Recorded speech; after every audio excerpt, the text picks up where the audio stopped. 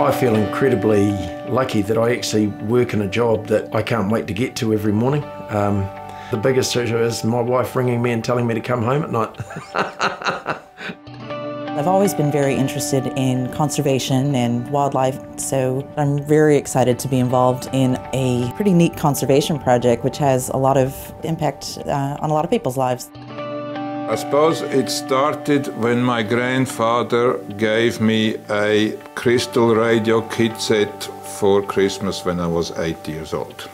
All my life, most of the products that I invented had something to do with the environment or with energy systems or now with conservation.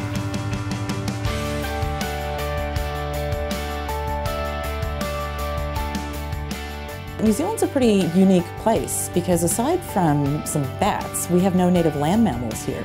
So cats are basically the top of the food chain. So a cat tracker project is a partnership with the community and with cat owners, basically having them become citizen scientists to help us gather some ecological information about cats and what they get up to and where they're spending their time, allow us to hopefully balance cats and conservation a little bit better.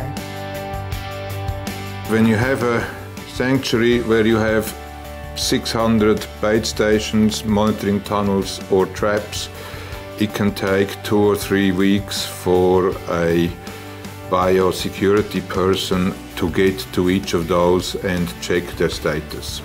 So we're making a difference by cutting down the time that an invasion of a pest in a predator-free sanctuary gets to get established or to breed.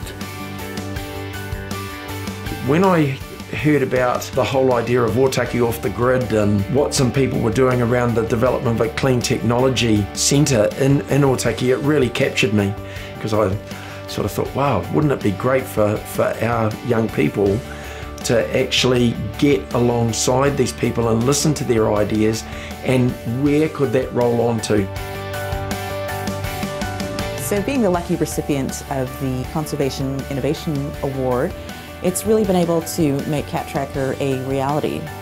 We couldn't do this without the public and without their cats, whom we want to learn a bit more about. So by able to directly involve them in taking part in some of this research, we're able to gather information which allows them to make some very informed decisions about how they manage their own cats.